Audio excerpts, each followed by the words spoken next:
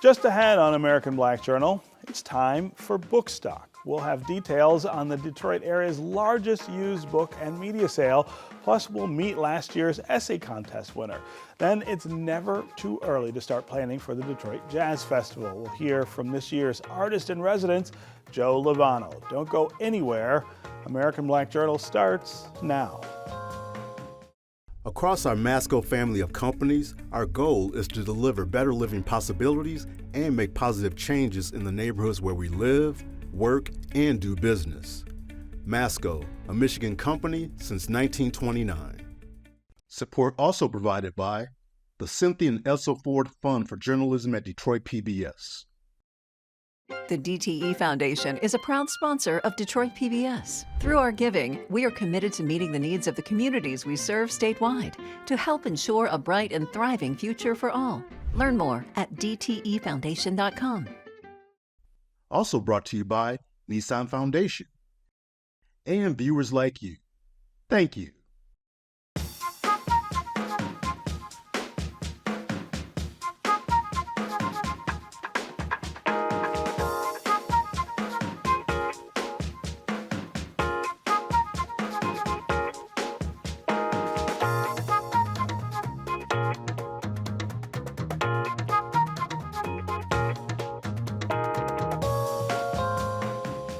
Welcome to American Black Journal. I'm your host, Stephen Henderson. Metro Detroit's biggest used book and media sale is back for its 22nd year. Bookstock returns to Laurel Park Place in Livonia for 1 week, beginning April 26th. More than 400,000 gently used books, DVDs, CDs, books on tape, and vinyl are going to be on sale at bargain prices. The annual event has raised more than $3 million for literacy and education projects, and there's also an essay contest for fourth graders in the Detroit Public Schools Community District. Joining me now is Bookstock's honorary chairperson, Neil Rubin from the Detroit Free Press, along with last year's contest winner, Skylar Chapman, and her teacher, Christine Holmes from Cook STEM Academy. Welcome to American Black Journal. Thank you. Yeah, it's great to have you here. Neil, 22 years, that's an awful long run, but a good one. Talk about the beginnings of Bookstock and I guess sort of how we got to this point where you're still doing it almost a quarter century later. Well, I got involved by writing about it, and the first one was, I think it might have been at Tell 12, which tells you how long ago it was. Right. And, yeah, it was a bunch of people who decided, hey, we like this book sale that the Brandeis University Women's Alumni used to do. Let's resurrect it. Because, you know, the women had gotten older and the books hadn't gotten any lighter. And so it just sort of dwindled away. And I remember the first one, the books were all stashed in an out-of-business health club. And they were cartons everywhere. Or so it seemed. You look at it now, you can't even imagine how many volunteer hours it takes to sort and categorize what's really, we say 400,000 to be safe, but it's really like 500,000 items up for sale. It's just pretty astonishing. And talk about how you get all of that inventory. Where does it come from? We start fresh every year, and we just have collection days in various places, publicize those as best we can, or at bookstockmi.org, and people, just this caravan of people, every time we do it, drops this stuff off, which is great, because to me, I mean, the whole point of this is to get books out of people's basements and back in laps where a book belongs. Right, in people's homes, being read to children, hopefully. What's one of the things that's really amazing to me about this is that it's 2026, and so much of what we consume is digital. It is on a screen and streamed from somewhere. This is kind of old school, and yet you get as many items as you do to sell, and as many people show up for those things as they do. People still really appreciate that tactile form of information. You know, that's a great point, a great observation. We held meetings, I remember probably 15 years ago, wondering if this was a used buggy whip sale. You know, Right. if This the isn't market gonna go was away. just disappearing. Yeah. But the answer is no, the sales increase every year, and people still like holding books in their hands, Yeah. which is reassuring to me. I kind of hope that translates to newspapers too. Right, that's right. As old newspaper guys, we need that, right? Yeah. Skylar, let's talk about the essay that you wrote last year that won the contest. What was it about? My book, the book I had read about was about a young girl named Isabella, and it was basically about her life. Yeah, and what about her life?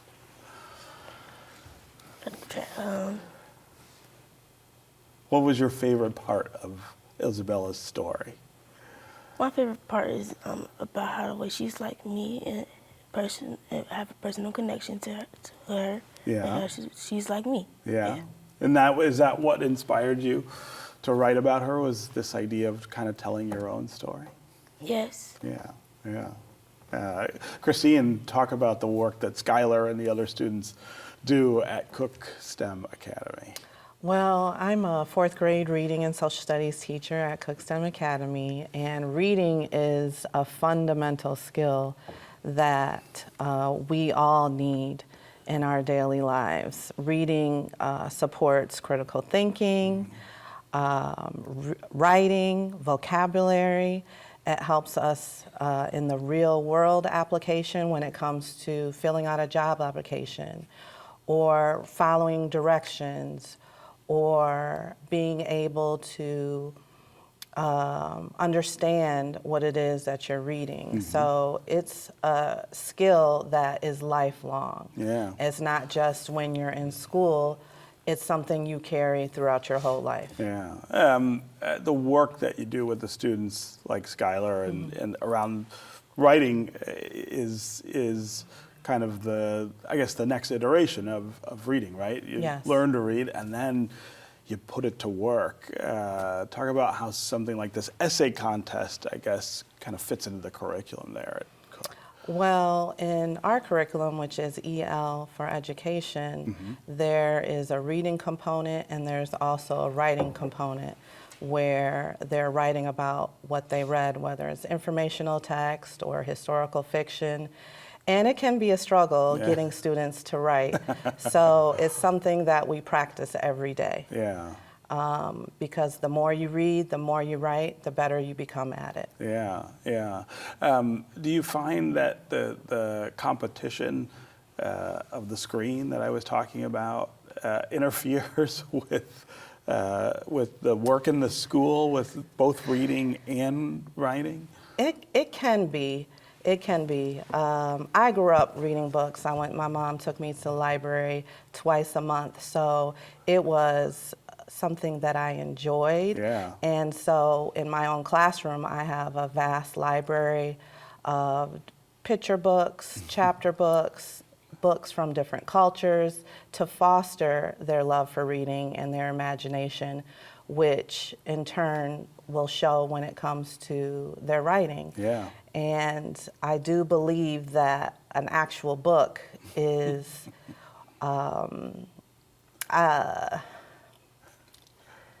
There's is something magical about it, magical, I feel. yes. Yeah. Very magical about having a book in your hand, Yeah. turning the pages, as opposed to looking on your cell phone.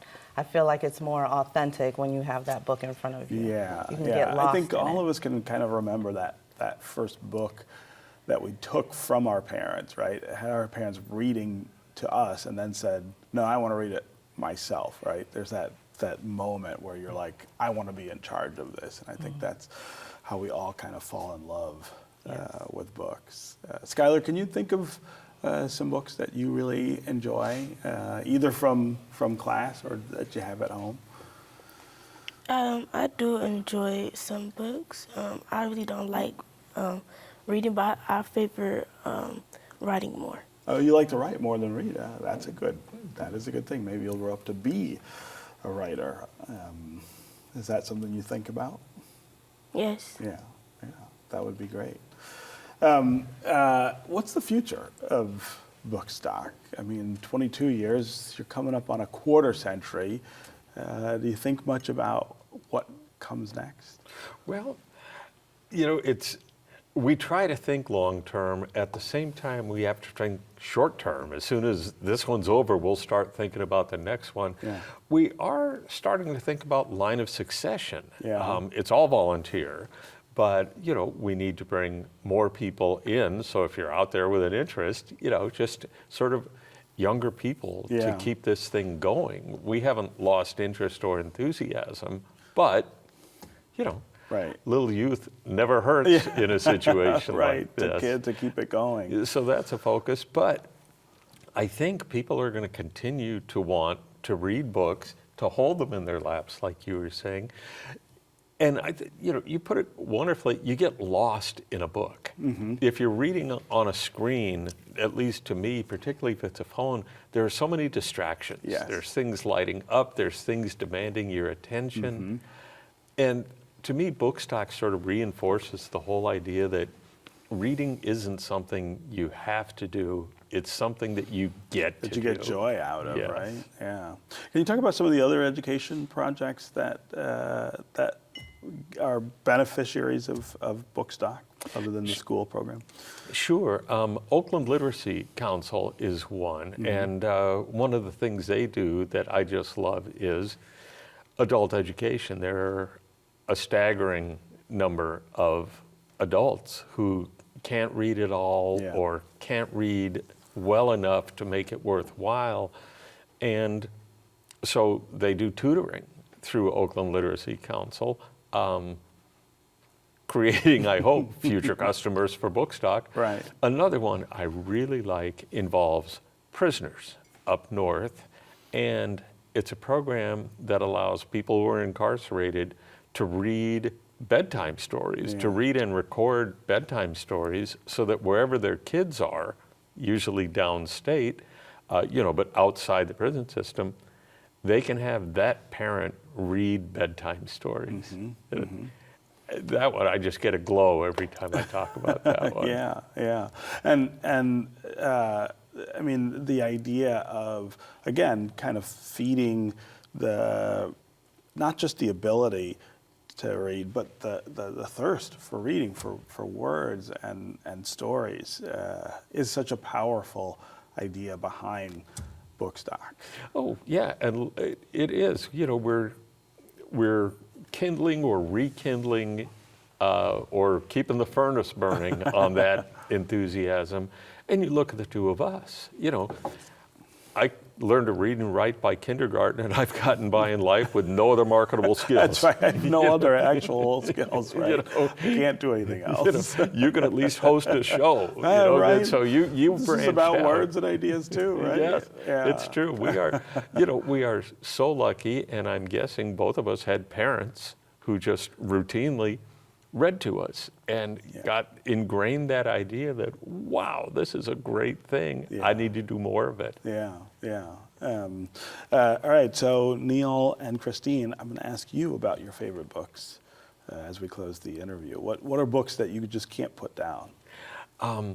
Love in the Driest Season by a fellow named Neely Tucker. He was a Washington Post correspondent. I remember Neely. Yes, of course, he was at the Free Press. Yeah. It's about he and his wife finding a baby in an orphanage in Zimbabwe when he was the African correspondent. Yeah. Everything it took to bring her home, to adopt her, which they ultimately did. And I get weepy every time I read it, and then I find myself reading it again. Yeah, that's a great name from the past, Neely Tucker. I remember Yes. him really well. Christine, what books can't you put down? I like books that are mystery. I'm a mystery person, so I like mystery books. I do like a little drama in my books. Yeah. So one of my favorite authors is Sister Soldier. Yeah. She wrote a book called The Coldest Day in Winter, and that was one of my favorite books. Yeah. Really loved it. That's great.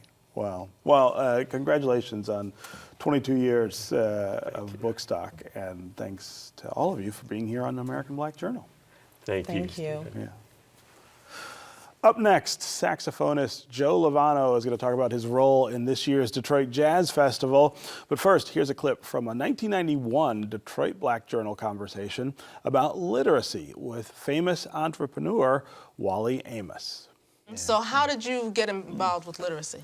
It was 1979, I believe, and I approached Literacy Volunteers of America and suggested to them that I become their national spokesperson, having discovered that illiteracy was a problem, and I thought that I could help them promote literacy.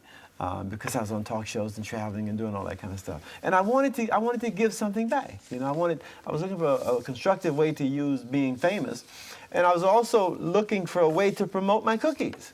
You know, and I saw that as satisfying all of those needs, and so they accepted my offer. And God, in the last 11 years, I've crisscrossed the United States so many times at my own expense. It hasn't cost LVA one penny. Helped them raise money. I helped start the LVA affiliate here in Detroit. Well, that's a good time to you know. bring in our two guests. That's a great segue to welcome Anna Merritt and Deborah Flowers, both from the local branch of the Literacy Volunteers of America. Welcome to the program.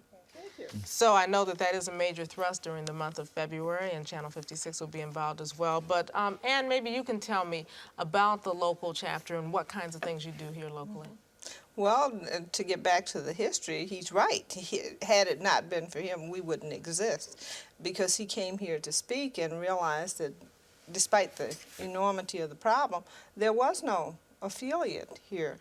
So he talked to Reverend Williamson, the pastor at Detroit Unity Temple, and suggested that he would contribute, and he'd get friends of his to contribute, and they called LVA National. David could recruit within the church, which he did, and they did have LVA National come in and train a group of 35, and that was the beginning in November of 1984. Wow. So thanks to Wally Amos and Reverend David Williams at Detroit Unity Temple, we began. Mm-hmm. So how has it grown since then, Deborah? Well, we've grown from 35 tutors to over 330 at the present time. Mm-hmm. But the real tragedy is that there are approximately 600 readers on our waiting list awaiting. Right. People that want to and have stepped forward, and that's tough in the first place for an adult to admit, I have a problem and I want help, and we don't have enough people to help right now. No, we don't. So we need more than 330. Even though the program has grown, it needs to continue to grow. How do you define literacy? How do we define it?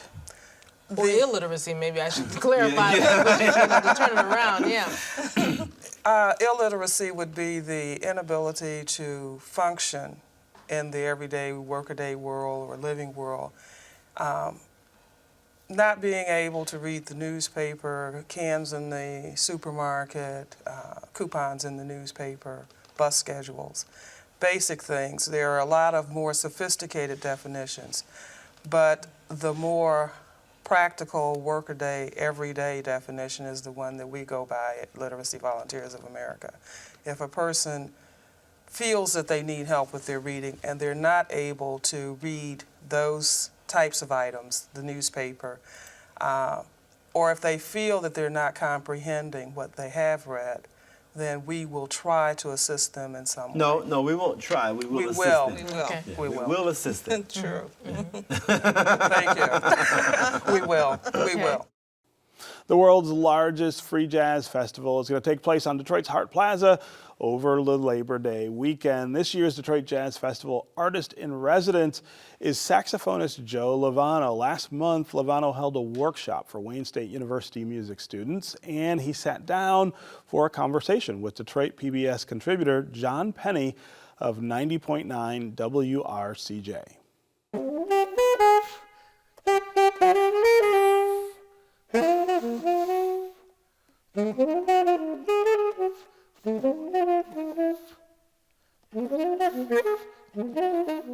I'm here today with the artist in residence for the 47th annual Detroit Jazz Festival, Joe Lovano. It's a pleasure and an honor to be here with you.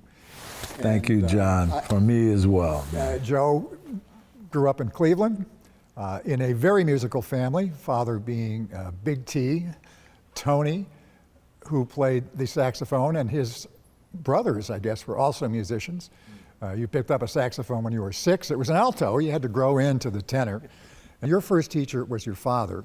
And one of my favorite stories that you told once was how you were one day practicing scales, and your father came in and said, play them like they're melodies. This one day I'm playing, I'm going up and down the horn. You know? It's like an exercise. Right.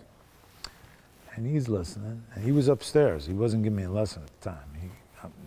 I was in the basement practicing. He comes down with his horn, and he said, oh yeah, Joey, yeah. Mm-hmm. And then he took a major scale, and he just played bo boo boo do do do do do do do do do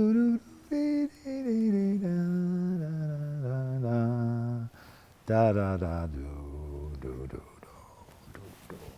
do. He made it sound like a song. The same notes of the same sequence that I was running around the horn, you know. And man, that changed everything. And then he just split.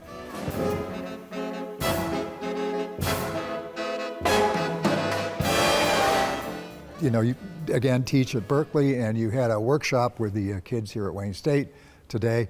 What do you want them to take away from this workshop? Well, I just like to stress all the time about living in the library, the sounds and spirits of the masters on every instrument, no matter what your instrument is. Anyway.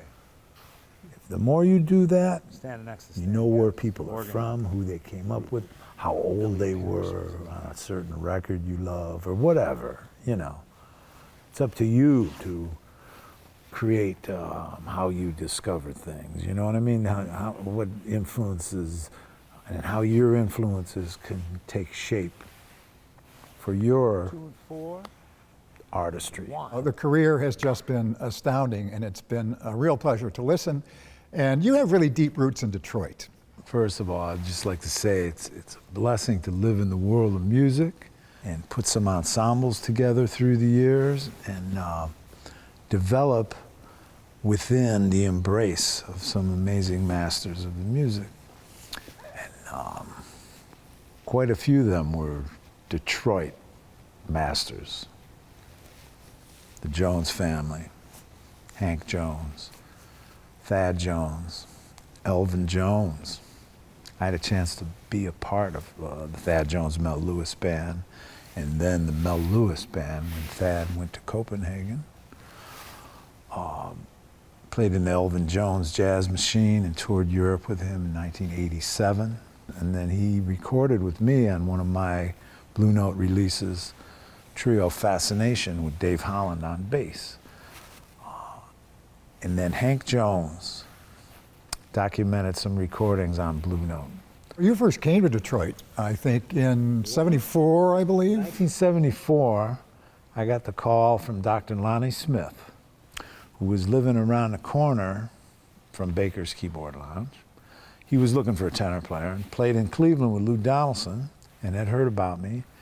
And someone gave him my family phone number, and I got the call. So I flew to Detroit and started to play with him, and that led to a lot of everything. Jason Moran talked about a particular Detroit sound. He described it as like the Detroit bounce. What is it? Is there a Detroit feeling? The way I heard everything was through, it was a real like feeling in the beat and the harmony and the execution of ideas that were personal. There was a certain sweetness in the way cats played. Also, it wasn't like an aggressive kind of approach.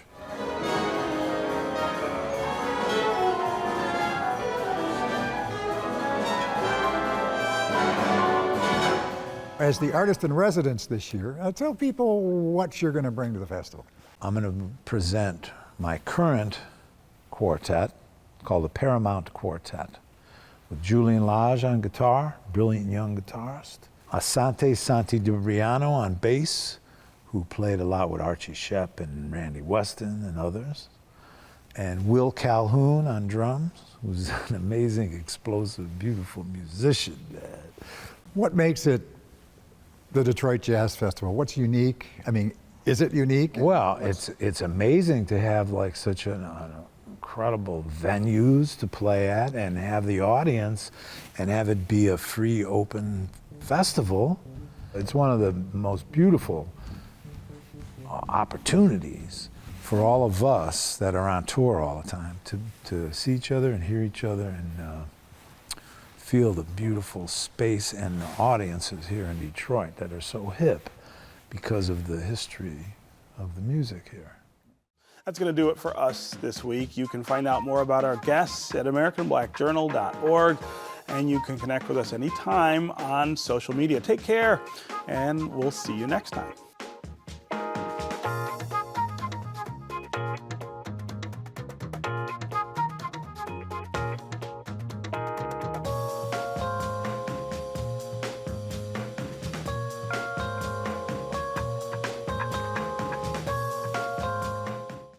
Across our Masco family of companies, our goal is to deliver better living possibilities and make positive changes in the neighborhoods where we live, work, and do business. Masco, a Michigan company since 1929. Support also provided by the Cynthia and Elsa Ford Fund for Journalism at Detroit PBS. The DTE Foundation is a proud sponsor of Detroit PBS. Through our giving, we are committed to meeting the needs of the communities we serve statewide to help ensure a bright and thriving future for all. Learn more at dtefoundation.com. Also brought to you by Nissan Foundation and viewers like you. Thank you.